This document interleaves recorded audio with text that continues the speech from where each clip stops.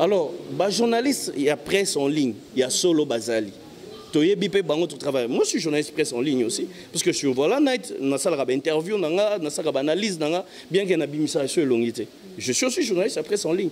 C'est-à-dire que bah, journaliste à presse en ligne, il y a solo Bazali. Mais Missou sont les comédiens en ligne, en fait. Excuse-moi les termes. Tu as un mouton noir dans terme journalistique.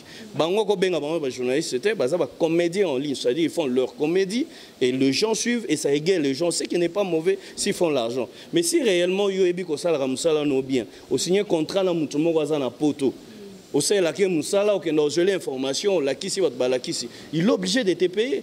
Il est obligé de te payer parce que yo mokondo fo banda na komi payer sa valeur. Donc ça dit avant ba payer sa valeur musika yo moko fo payer ça. Jo on a tous une inspection qu'on a limité.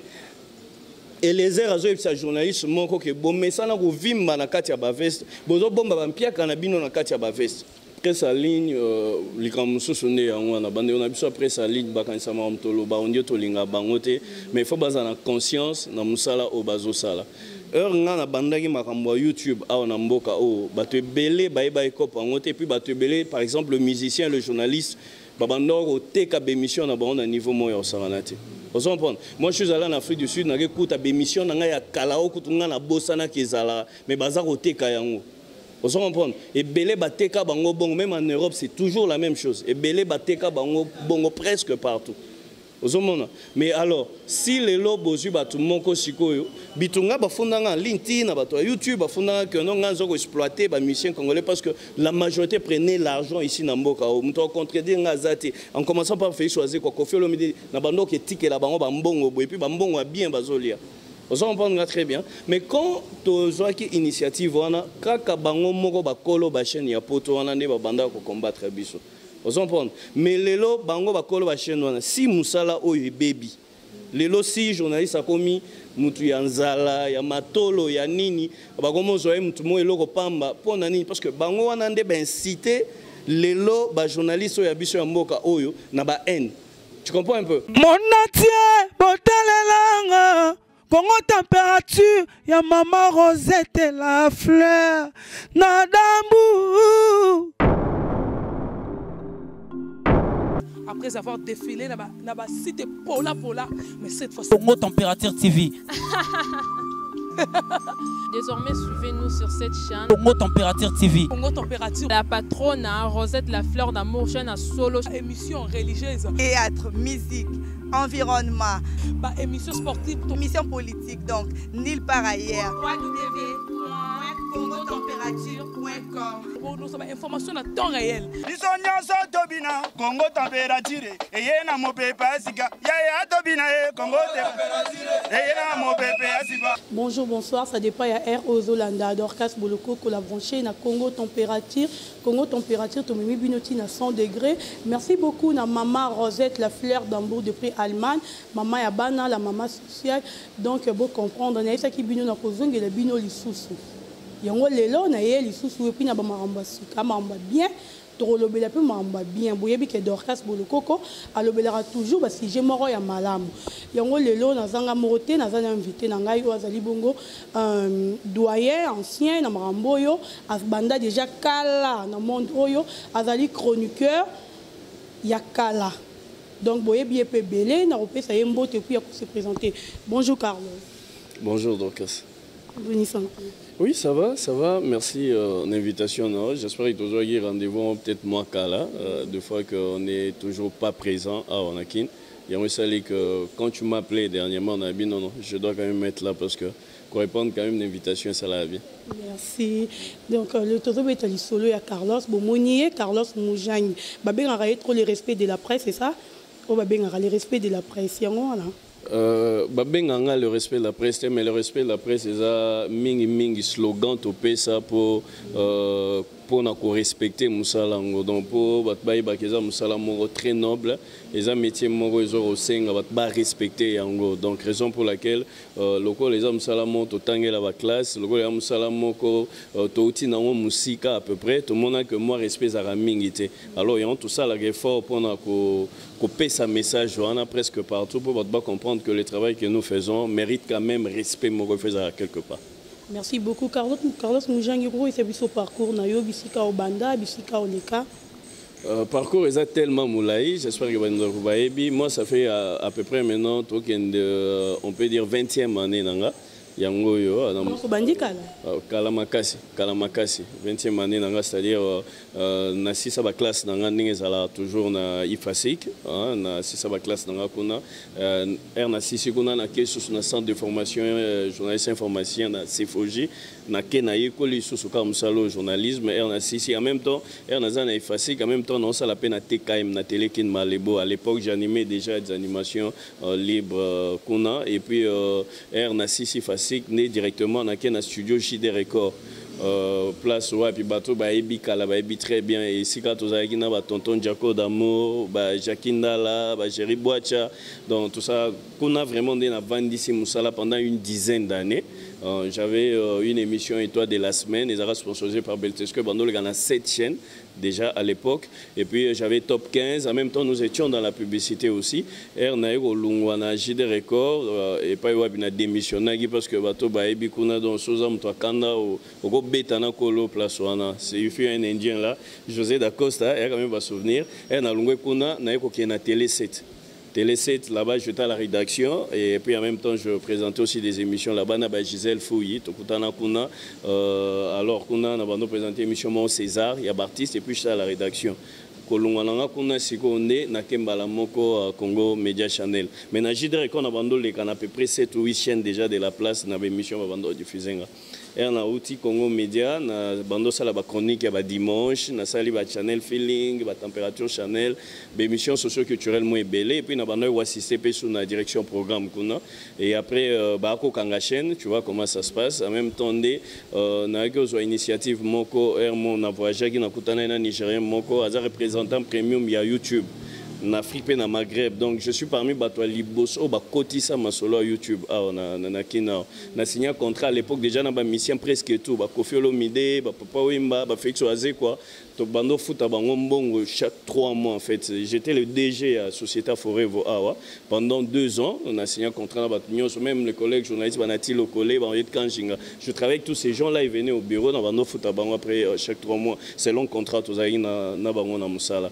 Alors Masolo on est balobara et Beba comme belé mission toi comprendre que fois à la chaîne où il y a déplacement sur le bandé robé bandé en wana et belé ndé toi go résilier ba contrat ndé na rolungwa kuna. Pour le moment, je suis journaliste, je suis engagé bien sûr, journaliste reporter dans Voilà Night. Voilà Night est une agence conseil marketing et publicité, c'est un média aussi. Il y a des Congolais, il y a des Sud-Africains, des Français, des places dans un journaliste reporter qu'on a Sigo. Donc c'est ce que je fais maintenant. En même temps, je suis aussi dans la publicité. Et voilà, donc à Bolandi, après ce parcours, il y a Vinaye, Bissika ou Aleka, Mamboupé, à Salasiko, on a monde puis à télévision. Donc il y a la presse en ligne, mais le monde de la télévision, c'est le monde de société. C'est comme si la chaîne m'a été proposée, on a dit que Carlos Tozoyo, Bandarosala. En tout cas, c'est décidé qui depuis un certain temps que ça est sur la chaîne il y a Congo en fait, tu vois.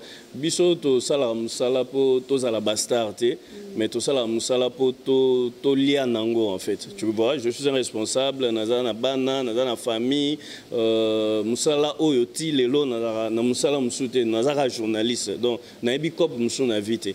Ozomona. Mais soki lelo to mo le na ba télévision ngo ba futaka yo te yebisanga ko vivre ndenge nini. Yebisanga donc c'est un métier assez compliqué. Alors depuis un certain temps on a s'est décidé que dans le cas sous la télévision Nation Bandeko Bamonaki dernièrement Bitumbananga parce que j'ai un groupe WhatsApp comme on a le respect de la presse, n'a pas collègues, n'a pas consoeurs, presque tout bazar dans katia groupe wana.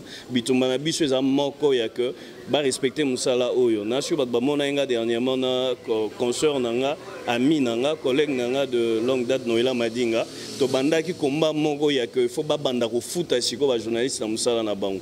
Et puis to suki wana to kangi mabogote to sala ki action liboso zaina ba to digital Congo. To kendaki tin inspection to bengaki Eliezer Yaki, tout ça là qui m'a kellé les types va comprendre que non il faut pas revendiquer les droits na bango. Donc tout ça contre bateau ba ça là na ba chaîne pendant plusieurs années au monde que moi mon leki o mi balé mi ça et leki mais au revendiquer raté. donc ceux vendiqués bah ébicho que non vivre na ba COP donc et on tombe tout na se poser question journaliste a banda ko vivre na COP ti wapi journaliste a vivre na matolo ti wapi journaliste a banda ko senga ti wapi donc mboko ezo changer makambo faut échanger donc domaine na biso parce que tout ça tout mo na mboko netika il faut pas négliger biso pour na nini parce que ba tout ba na banda ko na bango pour besoin information faut pas les à travers un journaliste qui diffuse cette information là parce que ça la journaliste il y a collecter information qu'on travaille information et puis qu'on diffuser en fait mais ce qui c'est que yo au salaire musala mais ba futa kaote donc tina nango ezanini donc tout ça parmi bazo combattre il y a on a c'est décidé que na oleka na chaîne na télé jour on a que contrat moko eza ya bien il y a que masolo vandi bien aux respecter contrat nanga normalement ndena ke sala pendant que na mona un contrat wana te na roko sala te pour na boya pe ko signer makambo ba contrat mais les lots nazo travailler sous contrat parce que na bi que place naza bazo ko respecter ba condition na et puis ngape nazo ko like ça bango ko pesa bango musala na comme c'est doit tu vois un peu il y a on a le bag dans l'obligation na chaîne de télévision te mais tout le monde qui peut vendre la télé c'est qui peut déclarer salaire na bango tozela ko mona yo Carlos Mujana Noëlla Madinga mais tout le monde qui binote okenda qui soutenir Noëlla Madinga pour y pas à travailler en digital il y a okenda qui soutenir juste ka bata digital ba na musala na biso o biso ki tozo ko évoluer mingi te po to lingani te ozo mona hypocrisie l'équipe tellement trop mutu musako tala moni bo ozo sexaé azo sexao mais au fond peut-être regarder là comme moi dans mon compte on ne sait jamais parce que nga viva biloko wana trop et na sala ki idée wana c'est parce que j'avais dans ma tête que ensemble toko ko sala quelque chose. Tu vois un peu, mais il y a eu des gens qui ont adhéré. Et parmi les gens qui ont adhéré, Nakatia Makamongo, Bato Baeba Moni, Noëlla Madinga, et qui ont compris, ils ont peut-être leur rancune avec Noëlla par exemple, et ils se sont décidés de ne pas être avec nous. Tu comprends un peu comment ça se passe. Alors on s'est dit, on ne peut pas croiser les bras, on ne peut pas baisser le bras. Partout où il y a ces problèmes-là, on devait y aller. Dans la émission Beleza, Internet, surtout, la chaîne à télé, l'émission d'animation matinale, tu vois un peu. Mais on avait compris qu'il y avait des gens maintenant de mauvaises. Nous, on s'est battu. Noëlla, ça l'a sous la digital Congo. Noëlla Lungwa, Noëlla commence à m'amener aux côtés, c'est la Mbongo. Il y a un truc ça rabattu. Peut-être beaucoup de que et aux sala musala no bien tant que journaliste au sala pour na Congo, sala pour na Congo. Aujourd'hui Noëlla a des contrats libanda ya mboka, a un contrat na ba Canal Plus, a un contrat ya miné na ba chaîne à Libanda et elle fait son argent. Pourquoi? Parce qu'elle a pris son travail au sérieux et elle a travaillé sérieusement en fait. Noëlla va foutre un digital mais jour on a to bunda to bomi ba carburant na biso to ke ti kuna pona lobela bato lekti na ba chaîne to lekti na ba émission bato bazaki na idée mo na biso ils ont adhéré nga sala sous na ba chaîne à télévision te place na sala ba foutre nga pourquoi je suis allé parce que toi on a besoin de respecter biso na musalo toi on a besoin de comprendre que ce que nous faisons on ne fait pas de la blague mais c'est un travail noble qui demande beaucoup de respect en fait mais ce bato sala ngote c'est ce qui énerve en fait il y a un moment que depuis un certain temps mais moi je toujours ces combats là même si sur place mais partout je fais que dénoncer à travers des réseaux sociaux à travers des émissions à travers Nini on fait que dénoncer cela jusqu'à ce que Tim Konziamboga a Yambabi soit pas comprendre parce que la démarche les amis là qu'on est en train de faire et il y a plusieurs projets par rapport à eux. Mais Carlos, nous avons aider Bissopé journaliste après en ligne parce que Bissopé na presse en ligne ko foot des passé. Ba chef wango ba boss yango ya ba site na biso bani ko futa biso te pour foot c'est moins difficile pourquoi pas boter melipé il y a plutôt presse en ligne boki kara na presse ezali à télévision presse en ligne likamso sonné yango na bande on a biso presse en ligne bakanisa ma mtolo ba ondio to linga bangote mais faut baza na conscience na musala o bazo sala nga na bandaki makambo YouTube awa na mboka o bato belé ba ekop bangote puis bato belé par exemple le musicien le journaliste babandor au teka bémission na bon niveau moyo saranate. Vous comprenez? Moi je suis allé en Afrique du Sud na écoute bémission na ya kalao kutunga na bosana kezala mais baza au teka yango. Vous comprenez? Et belé bateka bango bongo même en Europe c'est toujours la même chose. Et belé bateka bango bongo presque partout. Mais alors, si les lobes aux yeux tout le monde sikoyo, bitunga bafundanga LinkedIn, YouTube bafundanga que non ngazoko exploiter ba musiciens congolais parce que la majorité prenait l'argent ici na mboka. On contredire ngazati en commençant par faire choisir quoi Koffi Olomide na bando qui tike la bango bambongo et puis bambongo a bien bazolia. On comprend très bien. Mais quand tu as une initiative wana kaka bango moko bakolo ba chaîne ya poto wana ne ba banda ko combattre biso. Vous comprenez? Mais lelo bango bakolo ba chaîne wana si musala oyo baby lelo si journaliste a commis mutu ya nzala ya matolo ya nini bakomo zoye mutu mo eloko pamba pona nini parce que bango wana nde ba inciter lelo ba journaliste ya biso ya mboka oyo na ba haine. Tu comprends un peu? Et batinda bino na bo finga parce que limbisanga na internet eza rare que maman na batineringa lien boye ya malungeza lozoka information malunga soit analyse malunga à part ko vanda ko finga bato. Je sais pas où ça théâtre tous les années. Alors mais et déranger t'es pourquoi? Et qu'on déranger ma casse. Et puis biso mon côté parce que bateau balanda kango na poto pour ton information distraction n'est comme loko wana. Alors ba journaliste il y a presse en ligne, il y a solo bazali. Toye bipé bango tout travail. Moi je suis journaliste presse en ligne aussi parce que je suis voilà night na sala ba interview na sala ba analyse bien que na bimisa sur longité. Je suis aussi journaliste à presse en ligne. C'est-à-dire que bah, journaliste à presse en ligne, il y a solo bazali. Mais Missou sont les comédiens en ligne, en fait. Excuse-moi les termes. Tu as un mouton noir dans terme journalistique. Bango ko benga bango journaliste, c'était bah comédiens en ligne. C'est-à-dire ils font leur comédie et les gens suivent et ça égale les gens. C'est qui n'est pas mauvais s'ils font l'argent. Mais si réellement yo ebi ko sala ramusala no bien, au signer contrat na mouton mo na poto. Au sait la ke musala ou que dans gelé information, la kisi votre balakisi, il est obligé de te payer. Il est obligé de te payer parce que yomokondo faut bandana ko mi paye sa valeur. Donc ça dit avant ba payer sa valeur musika yomoko faut me payer ça. Joana nous a une inspection qu'on a limitée et les airs azo sa journaliste moko ke bomé ça na ko vimba na kati ya ba veste. Bozo bomba ba mpia kana bino na kati ya ba veste. Vous comprenez? So yomoko s'est décidé au lobby biso au moninga tel que je te parle. Si je suis pas prétentieux quoi que ce soit, mais nga démissionnant na ba misala au senti que musala ozu mususu dozo kufanzala mondimine ko vanda. Pas pour la valeur, non, parce que bah, il faut pas payer sa valeur. Et en attendant, si tu sais ce que toi tu vaux, tu vas te retrouver. Vous comprenez? Mais ceux qui, non, on peut ce exemple, bande on a besoin de télé 50, digital, TV1. Pourquoi vous avez là-bas moi et comme Matina 24 mois impayé pour revendiquer après? Je sais pas si tu comprends. Déjà, je sais que je fais mon travail. Sur moi, l'équipe, je dois m'inquiéter. Je me pose la question, mais pourquoi je n'ai pas foot en gâté? Pour Batouana, la chaîne, on a mité Mamabé en fait. Parce que je me dis, yo, cause on a bon nom dans Dorcas. Bon nom, c'est l'homme, c'est du lundi au 30. Azo, c'est l'homme, ça là. Mais on va à la fin du mois, au Zumbon, au Boy, au Foutaï. C'est une mauvaise foi. Il faut dénoncer des histoires comme ça. Vous comprenez? Or que tant bon aé, ozo foute point nini, ozo ebisa mto pozo question na so foute bon. Ote ba kama na ngata ba yaka ba pesa ke ba monga ba transport ba pesa ko ba mbongo ya moko le salaire. Salaire les droit na yi. Yo moni ba collection miso ba tuna bango ba yaki awa travaille pas na ngai awa. Ba créditara bango ba place par-ci par-là ba sora ba mbongo par-ci par. Mais wa Italie ote salaire est à droit, il y a tu es obligé de le payer. YouTube boss na YouTube comment ka bongo. Na pesa 3 personnes boira non bango, ozo mbongo dans salaire unit ngana autre site membre avis de public na sala 6 mois impayé. Mais c'est ce que je suis en train de dire. Yo quand nous question na pêché 3 personnes bois kabo. Biloko en tout cas bandeko photo tika yango. Totika yango parce que mendicité et comicoleka. Nga lo ba on a betaka tolo ti lelo et puis ba bayebi yango très bien. Na sala be mission ba chronique musicale e belé. En aucun jour ba prêtre tout ba boire en avis wa yebi ke ngai na boaka ye soit monanga et pas na ya lo bango. Et belé kutu na wa na komo me na mona bango kutu boité. Mais na sala be mission musique. Na bando vivre ndeni. Ba tutu ba boaka wana je connais personne. Ndenge zala non boaka nga o le ka ko zo mbongo mutu na vie apesa nga mbongo te na carrière na okende boy. On s'en prendra très bien. Mais faut pas se poser question na vivre ndeni. La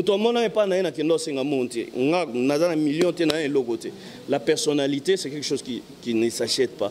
Tu comprends? Si on a mis ça dans un grand avis, il faut la discipline, comme ça, on va respecter. Mais si on a mis ça, on va respecter. Si on a culture na ya adorer le gens na ba chaîne à télé et banda wa pesa na kati ya mboka yo so mona ba chaîne à libanda mto sa l'émission ba niko tanga ba komba bato o so mona yango on peut remercier de gens na bo yango te naza contre ma bangate non je refuse pas mais les gens qui les font il faut ça là on a ninga normal o so mo mto bandi émission boy ne to ano éviter boy ne bandelo so net yo boy ne bandelo so boya ta 7 8 10 personnes est-ce que bato bazo landa biso ba na besoin ba komba bato wana. C'est pas si tu comprends. Il y a un toujours il faut échanger, il faut des normes et quotas partout. Net l'internet dans question posée ba contrôler on est. L'internet est comme toi là la mouki a eu téléphone à Tcheboye. Ba bien journaliste afingi batuti et puis même voir même bato azofinga wana baza ba responsable ba pas tu es fille ofinga. Est-ce que tu comprends un peu ça en fait? Bato bazofinga wana ba père de famille. Vous comprenez? Baza ba responsable. Et ce sont des gens pour mingi ba finga ba musiciens. Et ce sont des gens, ce sont parmi les grands musiciens, on va aussi peut-être fierté na biso na RDC. Mais yo au téléphone au finge bango ba bengo pe journaliste, aux journalistes, aux comédiens, ou soit aux gens tout monde ratana no éducation pas na bino, pour mutune tinga bo pour na finga mutu, c'est-à-dire na éviter so éducation ni nyonga na zaka non. Donc c'est-à-dire t'as pas une éducation de base. Tu es famille au routité, mais un jour on a facile on a pas nayo, mais on a TV pour me qu'il y ait mal éduqué, yonde impoli. Non, mais ça se passe pas comme ça. Tu vois un peu, ça se passe pas comme ça. Merci beaucoup. Donc vous comprendrez, Carlos Mujang azoloba. Bino zarabo te alobi mabe afingite. Azoloba mambo ezana nzela. Didier Masuko futa rabatute. Bambonga batu yangai 5 doto na $600 ti lelo na zorate alors bambonga eza nzela et ateke bo condamner bo commenter ba bêtises bo message ko commenter et a qui torote quand nous jangi lelo ezali bon même si tu vois le commentaires sont libres nom toi na libre na oyebe en fait incompréhension, sorte compréhension, chaque personne a sa façon de comprendre les choses dans sa manière. Tu vois, les gens qui vont comprendre ce que je dis, ce sont des gens qui vont mieux réfléchir et puis ils vont donner aussi leur point de vue. Parce que les gens vous comprenez, parce que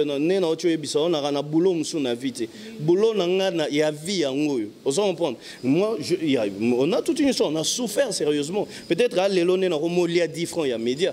Mais pendant plusieurs années, on a habité, il n'y a pas si pendant au senti que chaque travail est bien fait, hein?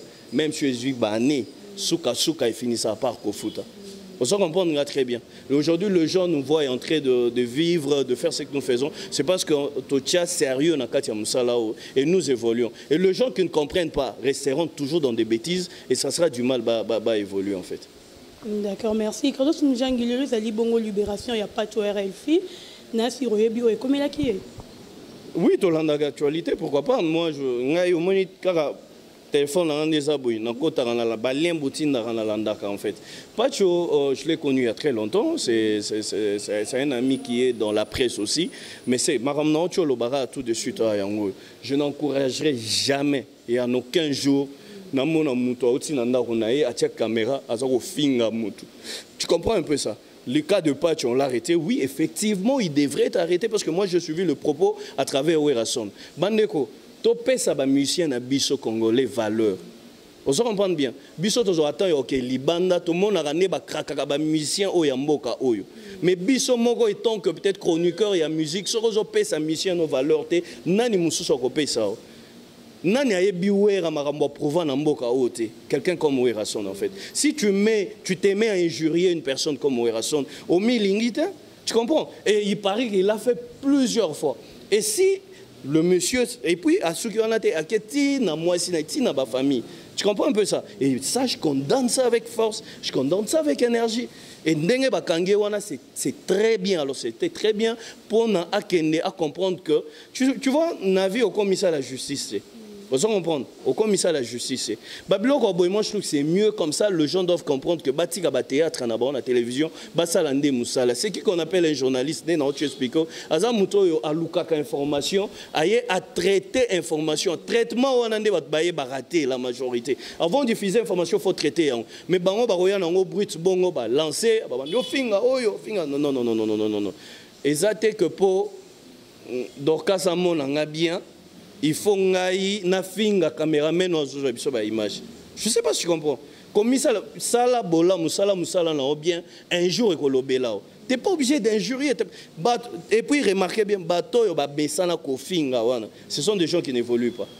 Tu comprends? Parce que finga lelo mutozo finga wana azana simane tala bato ebelo ke place muso toke bakangeli aux portes. Mais Karine Mokonzi pas finga wera era zalaka poni wera kanisa raité. Quand il y a pas tueur elle finit kanisa. Non, écoute, moi j'entre pas trop dans des polémiques de ces histoires là en fait. Moi mon problème est que je suis contre les injures en fait.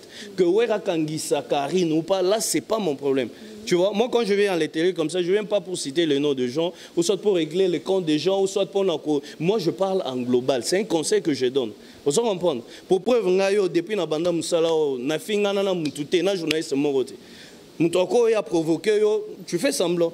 Mutoko il parle de mal de toi à la télé, je ne viendrai jamais pour répondre parce que télé a place à se rendre compte. Vous comprenez? Na télé rosa lofani le long nous a caméra boy, moi ba muto alandaro na poto konate. Mutumo ko aider on a vie parce que abi ko sala nga bat ba edanga bongo.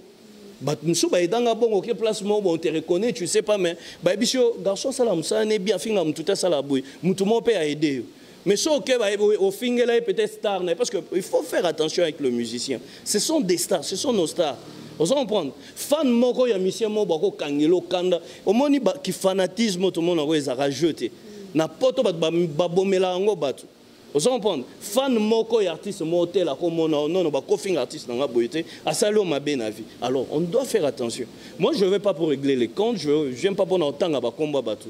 C'est que moi je dis que to respecter musala, to tika kofinga na ba TV, to respecter ba star na biso na télévision. Vous comprenez? Au salle émission ya chronique, fais tes analyses. Vous comprenez? Ça la analyse non normale, pèse information na haut. Quand on a parti pris, travaille dans l'impartialité et puis tu vas comprendre que ça va aller. Que aux alarmes non bandit au fin en tout cas ça moi je suis vraiment contre. Pas tu as été arrêté, oui. Ils ont placement pour rééduquer bateau. C'est pas makala basenga en centre de rééducation. Vous comprenez? On l'a rééduqué si réellement c'est une personne pour comprendre. Certainement il va comprendre que prochainement à Kofinga Lissousouté et nous déplorons les injures. C'est un peu ça. Merci beaucoup, Carlos. Comme déjà chité, tu es basiko yo. N'engeni une évolution ya ingénie, origine na yo. Oui, ça tout le monde qui ba infirme, hein. Oyo. Tout ça qui. Toza fier, oui. Comme on a toza fier, ils évoluent n'engeni. Toza Fier est ONG en Haïti, c'est une fondation, une fondation continentale. Total, tout le monde que nous salons Tozo Sala, toi quand même dans moi lobbying, on peut aussi aider les gens en fait. Tu vends avec un ami qui est Joachim Malou, on pouvait faire quelque chose qui sort de l'ordinaire en fait. Dans la vie, il faut toujours innover par rapport à bateau Bassalara. Nous avons toute une fondation continentale dont je suis le chargé de communication en fait. Nous avons travaillé avec l'ami Joachim Malou. Alors, on a Moussala, on a Tosala défilé de mots de personnes vivant avec handicap. C'était pour la toute première fois. Na ba frère na biso moko dès le début bamona yango to sala on a Béatrice Hôtel, deuxième édition to sala on a Grand Hôtel de Kinshasa, troisième édition ngana oti Goma il y a pas longtemps parce que photo ke bunda to sala on a na Goma kuna donc on a pas na ba contact deux amis mso batikali nga zonga parce que msala ibanda ko zelanga on est en train d'évoluer to ça alors na ba branche belé na Katia Fondation wana. J'espère qu'avec le temps wana émission Oyozala peut-être dispo toya potolo bela to lancer va défiler au monde qu'est-ce que nous sommes en train de faire aussi comme travail.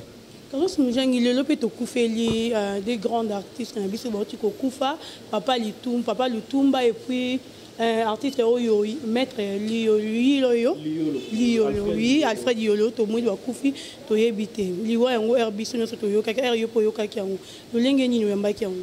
J'ai eu la chance, il y a un collègue qui s'est presque toute une journée dans Papa Lutumba. On a sur ma photo, tout ça, parce que bien, il y a Moussala, où il y a que tu couches tu travailles dans Bango. Dernièrement, c'était avec l'artiste slammer Yekima de Bella. Il fallait que je fasse un cadeau. On est parti, je l'ai accompagné. Voilà, night, tout ça, là, une interview. Interview, on a coupé déjà que Moussala, on a ça, on a laissé coquille. Na sali penza ebele binonde ba na botika la bozwa relève bosala musala na binonde sengeli. Moi je dis que liwa ya Papa Lutumba pour nga c'est vrai azamu tout ça fait mal mais topé ça écoute chapeau topé c'est toi applaudir yo to bravo l'artiste. Papa Lutumba na baza un monument vivant très vivant en fait.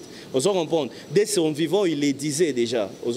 En tout cas ils a perdre batu moko bon même Alfred Liolo effectivement na émission nga ya Kala on étoile de la semaine na pas ça penza na rubrique Mostar en action on filmer bati neni ba vivaka avec sa femme l'autrichienne là la blanche là na parcelle na épée donc c'est sur ba monument mi balé moko na musique moko na art plastique en fait parce que c'était un sculpteur un peintre tout ça là et tout ba œuvre n'épée à miner non seulement na mboka oyo mais ti libanda nambo yamboka jusqu'en Europe ba œuvre à papa Alfred Yolo ezali donc paix à leurs âmes toujours là j'étais hier chez papa Lutumba na kendo sala moi mini reportage mon cadre voilà night na sola ki na moi na liboso leki na ya moi c'est mobile na leki no ba responsabiliser pour na makambo ya matanga donc c'est à dire gouvernement ezu matanga tout en charge. En attendant, Bavandi Bazozela, réunion, à partir du gouvernement, qu'on a qu'est-ce qui se passe, arrêter déjà date, mais ils ont non officialité. Bazozela, Makamouissa la Mamelo, Tosenga, Matangelegana Kimia.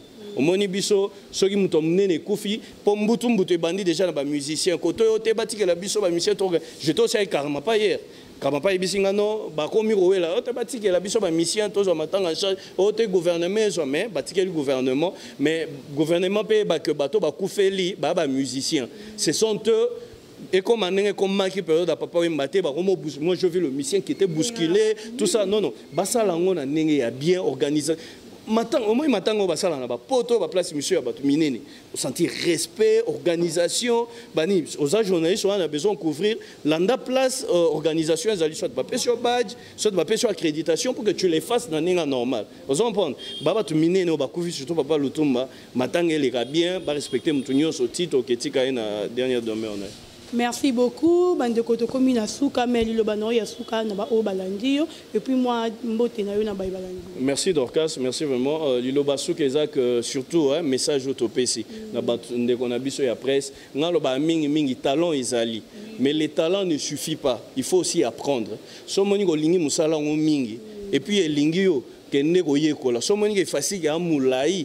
Pour nous, ça, tu as une déontologie na norme non. Somme il faut que amula que nous attend à centre, ba pique ezali ba se foger ça. Pour ça on a moins éthique, on a moins norme, on comprend que place on a ça la gaffe boité pour déontologie musalo les autres nganga boité. Alors toye kola, bande on a biso mais ça no finga ba tout finga sous batute, to tika ma finga na sima caméra, hein, celui déjà éducation nous a déjà bongo. Mais tika on a sima caméra finga sima caméra mais le bosso caméra et ça la penza propreté mbote na batu nyonso o balani biso émission no lelo mbote na Pepe Kabase le Mujani landa azola na biso depuis Belgique BUL 243 et puis na maman ya fondation ba benga bo peto Sweden awa to travailler na fondation maman Charlotte Chikoupe à outil Sweden azape to travailler et puis merci pe na site na bino pour aider à faire véhiculer quand même message qui était très important. Merci beaucoup Carlos Mujani ndingo ndimi invitation na biso balandi ya Congo température. Tokomi bongo na suka lope na repesa na ba tebele mbotete. Merci mingi na Yolande Dikando depuis Milouze, à Christian Benabe grande puissance, Jean-Louis Tabala, la belle Mérita Freud de Kumulombo. Maman Rosette, la fleur d'Ambour, Igor Mitou, l'homme qui contrôle les désirs de Denis Fabiono. Désir Fabiono depuis quelque part, donc il y a Bambote Nabino, Tokomi Bongo na Suka, Tokutani na Mikolezali Koyabai. Mon atier, Botalelanga, Congo température, ya maman Rosette la fleur, Nadambu. Après avoir défilé là-bas, c'était Pola, mais cette fois-ci... Congo Température TV. Désormais, suivez-nous sur cette chaîne. Congo Température TV. Congo Température. La patronne, Rosette la fleur d'amour, chaîne à solo. Émission religieuse. Théâtre, musique, environnement. Émission sportive. Émission politique, donc nulle part ailleurs. www.congotempérature.com. Pour nous avons information à temps réel. Bisonyanso tobina Congo température et na mopepa sika ya tobina Congo température et na mopepa sika